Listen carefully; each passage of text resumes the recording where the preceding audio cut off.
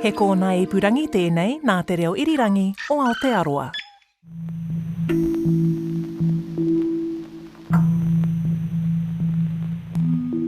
After a 3-year absence because of COVID-19, the World Press Photo Exhibition has returned to Auckland this year to show the best of more than 60,000 entries from professional photojournalists across the globe.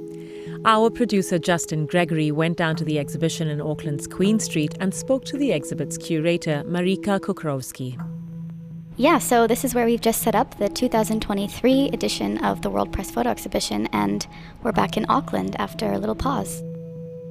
Marika says this pause was an opportunity to reflect on the systems the exhibition has previously used to judge and award winners for the various categories. There was a huge emphasis with this change to focus on local photographers. So the way we've identified local is someone who's from the actual community or country itself, or someone that's lived in the region for over 10 years.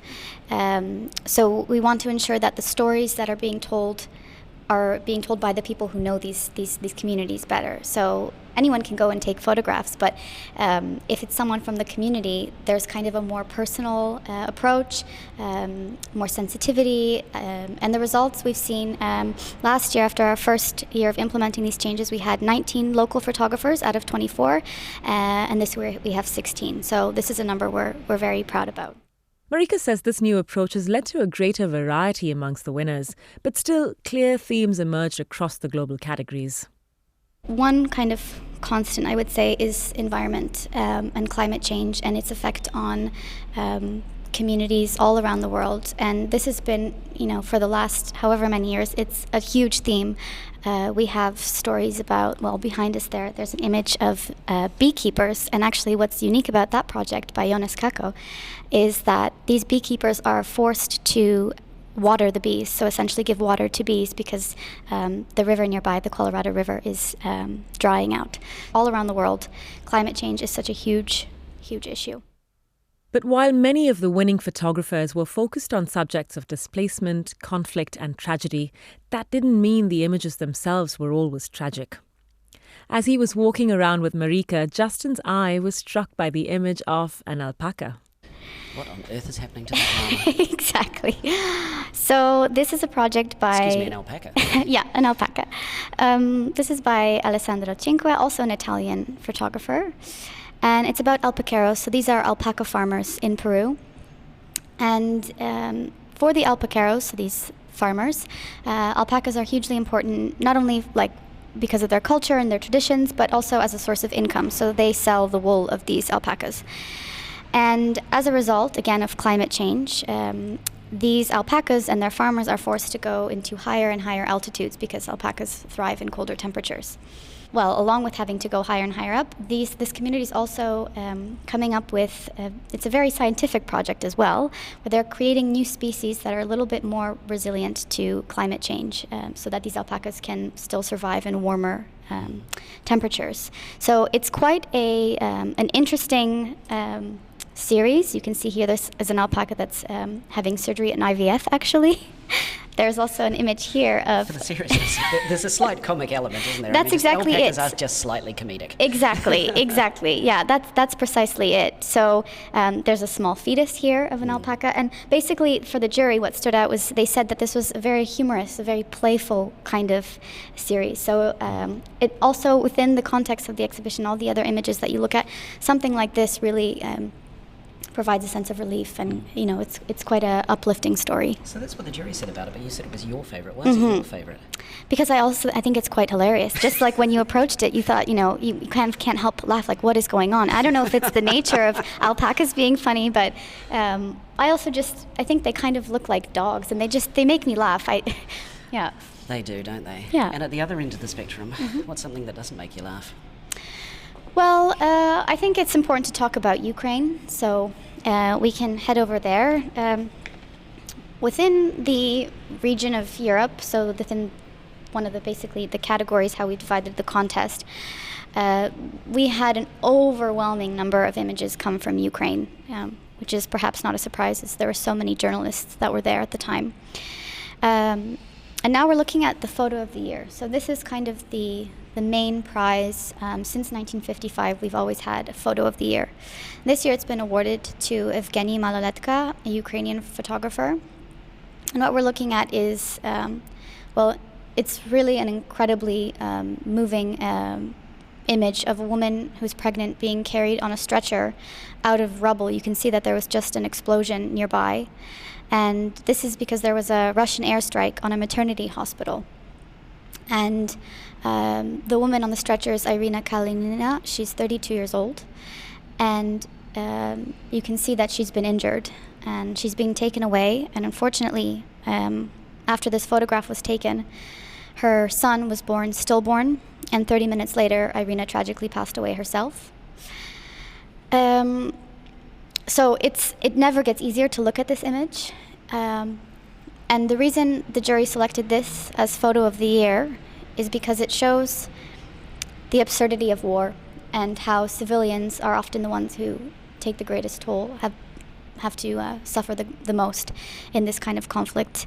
And also it shows kind of like an attack on future generations of Ukrainians. What's the goal of the travelling exhibition when people come to see images like this, or images of alpacas, or images of climate change? What are the seeds you're hoping to cast into the wind? We hope that the exhibition and these images help people stop, feel, think, and act. So, of course, we see these images, if you open your smartphones and you open your laptop, you see these kinds of images, but seeing it in this kind of setting really kind of invites visitors to slow down, engage with the stories on a different level. So you read the captions, you take time to look at this photograph. Of course, some of them are very, very difficult to look at. But I think it just provides a great sense of awareness of what's happening around the world. And we really want to foster this idea of mutual understanding. So that's kind of one of the aims.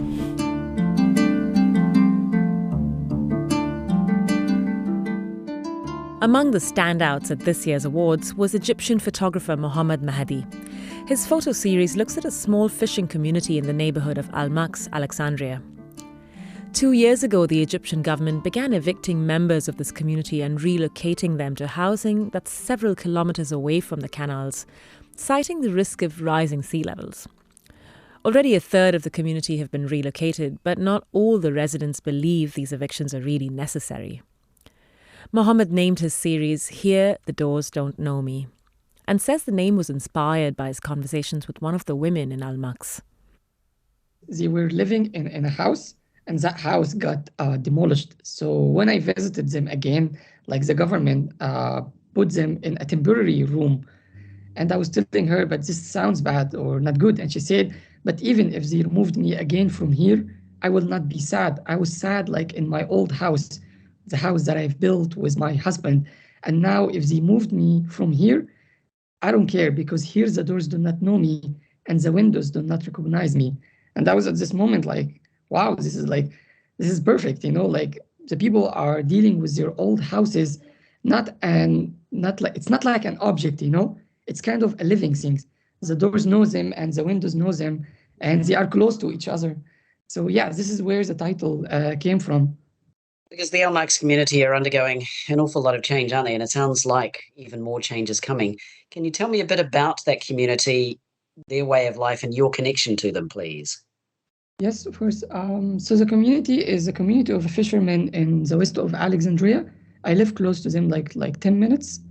And when I started the project in 2016, I did because it was an area for us that we go and practice photography when we started, because the beauty and the vibe of the Italian Venice, even they call it the little Venice of Alexandria, because the way it looked like the Italian Venice. So I was there until I met people, and the people were speaking about that they will be moved soon with no official reason.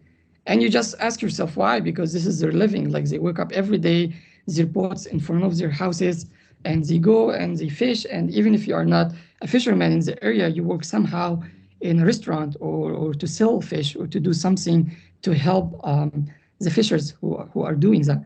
So the communities kind of felt stronger, they are working together. Even the poor ones, the ones that do not have any money, you find out at the end of every day when the fish are coming out of the sea, they give them a lot of fish, at least to eat.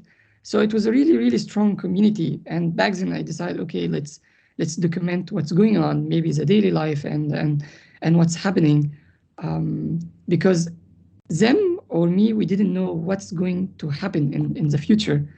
And we just said like, okay, we just need to document what's there now, and we will see what's going to change. As a documentary photographer, you believe that this is your responsibility to save memories for the next generations and all of that, what we believe in.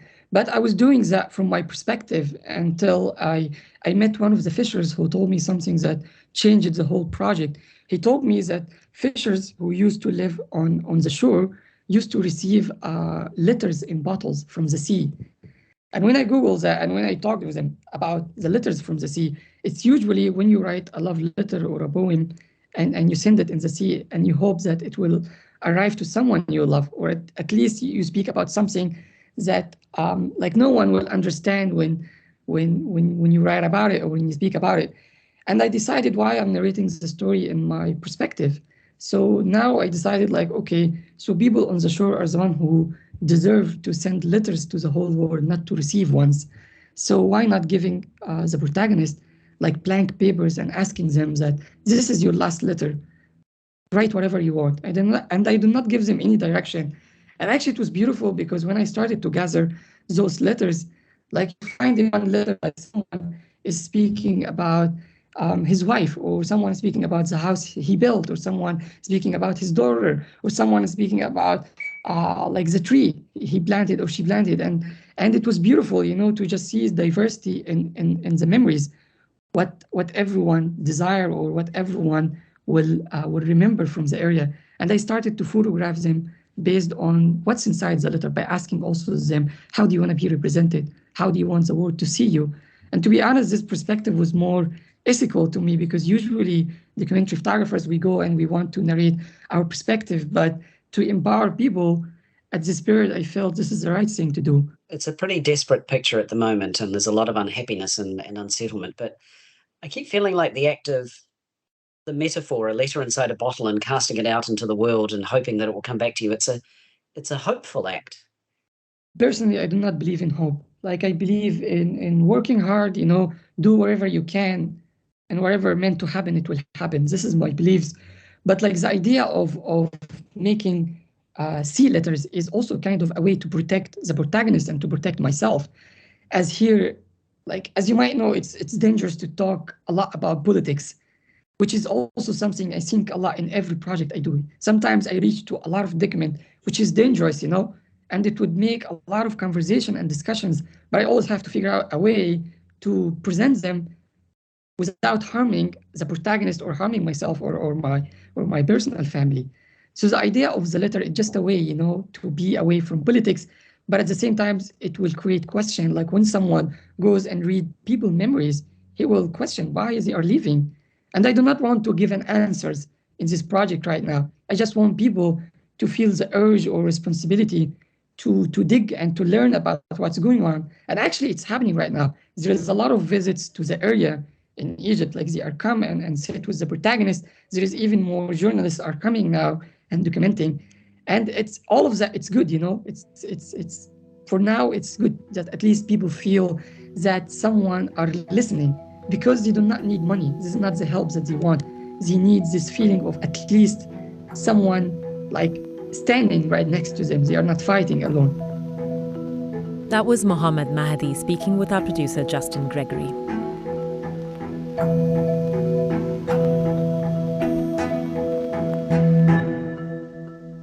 The World Press Photo Exhibition runs until the 22nd of August, and that was Justin Gregory talking to Marika Kukrovsky and Mohamed Mahdy. I'm Kadambri Raghukumar, and each week I produce the Voices podcast. You'll find us on the RNZ website and all your favourite podcast platforms, along with a host of other great RNZ series. This episode was mixed by Daniel Hurley. Thanks for listening.